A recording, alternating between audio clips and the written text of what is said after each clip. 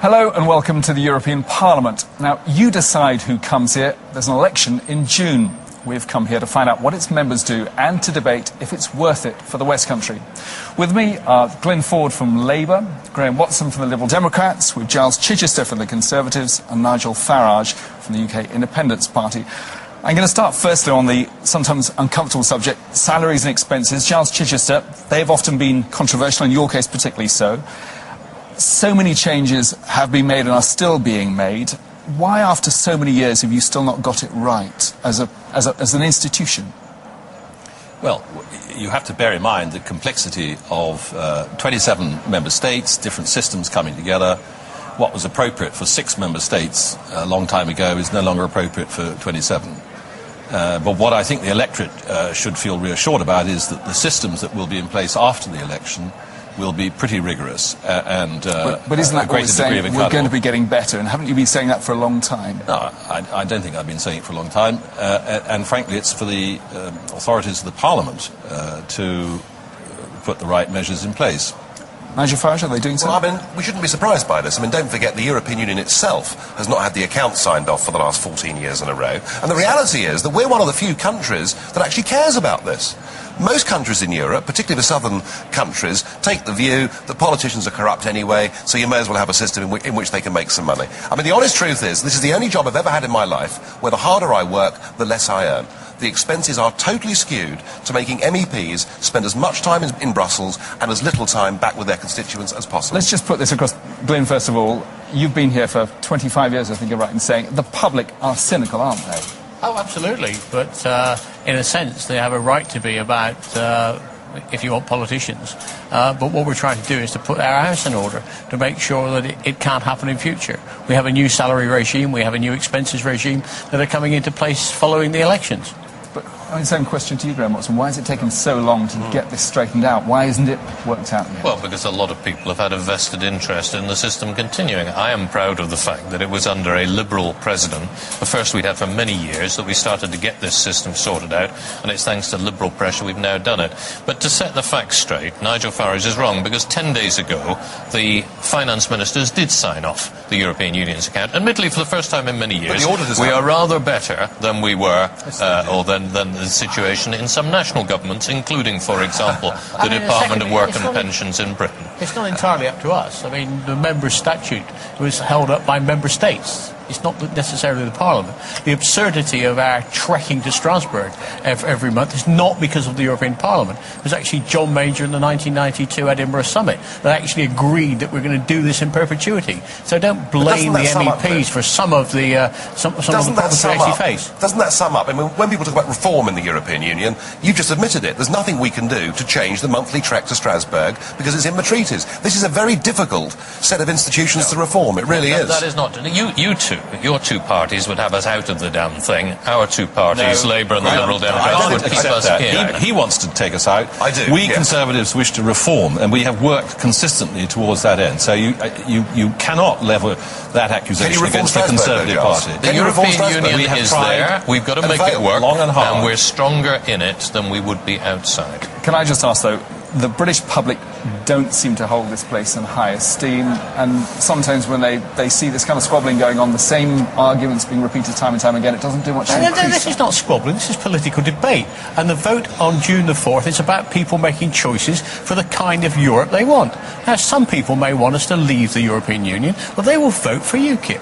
Some people may want, if you want, a Tory vision, and some people want a vision from the Labour Party where, in a sense, we are interested in protecting workers' jobs, we're interested in protecting people, we're interested in deepening and strengthening the union in a particular way. Looking across the agenda, a vast array of things, you do votes and all sorts of things, but the accusation is made that this is little more than a talking shop. Your powers are sometimes peripheral, sometimes trivial.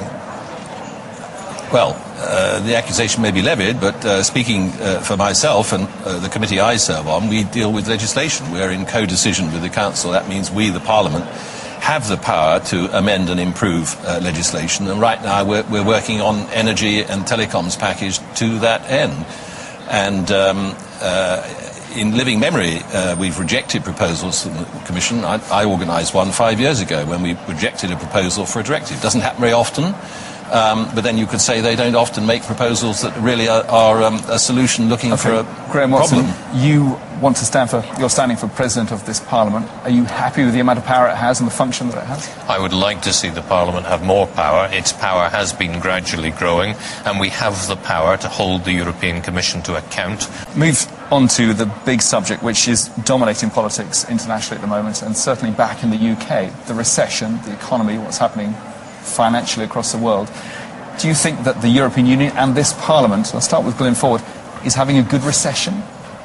I think it is, and I think the recession would be far worse in Europe if it wasn't for the fact we're united within the European Union.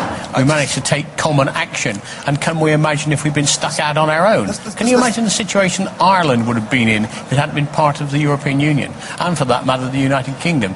No one's suggesting we can solve this problem in medium-sized nation-states like the United Kingdom. We're going to solve it together. The European Union, the United States, China, Japan, together, not separately. The notion that we're going to be better being on our own. There is no evidence that Ireland would have gone bankrupt if she hadn't been part of the European Union. There is no evidence. Why is Iceland there is no evidence to join the EU when the it's a very opinion similar polls in position Iceland? to The Ireland? opinion polls in Iceland show that since the collapse of their economy, there are now more Icelandic people opposed to joining the European Union than there ever were there before. may be. The fact is, we're in a recession. The majority want to join the EU urgently, Your leader, fast-track, they quickly. They don't.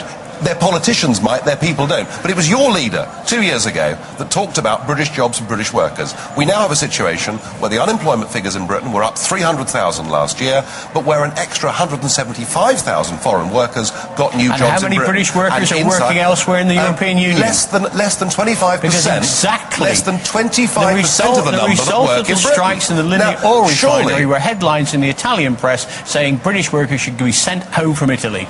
The beggar by neighbour policy doesn't get us anywhere. Recession, what we need should to do be is able to protect put British standards workers of first. living No. for workers through a revision and post You're acting against British workers, What's all of you. clear here, guys, all is of you. that we are much stronger if we're in this together. Why? Recession Why? or boom, because we Where's the trade with evidence? each other, we one exchange caveat. much more than we did, We don't need and the there European is Union to trade, solidarity Graham. in numbers in the kind of world we live in today. No, I'm That's sorry. why Britain will stay in. You've got in short, what's the most disappointing thing about being an MEP? Nigel The Farage. most disappointing thing is when we fight successful campaigns in countries like France and Holland and Ireland, and the people stand up and say no, this institution ignores it. Okay. In order to get that common foreign policy, we need the Lisbon Treaty. And a country holding the presidency ought to be moving every rock possible out of the way to get that ratification through. Moving every rock possible out of the way to get that ratification through. Moving every rock possible out of the way to get that ratification through. I don't think you get it, do you? The peoples of Europe do not want deeper political integration. That's why in France they said no, and in Holland they said no, and in Ireland they said no. And if we had a vote in Britain, an overwhelming majority of us would have said no. What price democracy? To find out more about who we are and what we stand for, go to the UK Independence Party website at www.ukip.org.